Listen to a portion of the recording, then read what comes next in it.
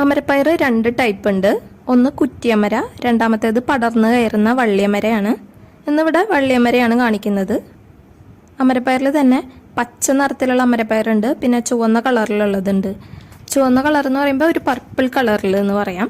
അതുപോലെ green and purple mix ആയിട്ടുള്ള അമരപ്പയറുണ്ട്. ഇത് രണ്ട് കളറും മിക്സ് ആയിട്ട് വരുന്നതാണ്. നടുക്ക് ഭാഗത്തൊക്കെ ഗ്രീൻ കളറും വശങ്ങളിലേക്ക് പോകുന്തോറും റെഡ് കളറാണ് ഇതിനുള്ളത്. അമരപ്പയർ നമുക്ക് മഴക്കാലം ഒഴികെ മറ്റേത് കാലാവസ്ഥയിലും കൃഷി ചെയ്യാം.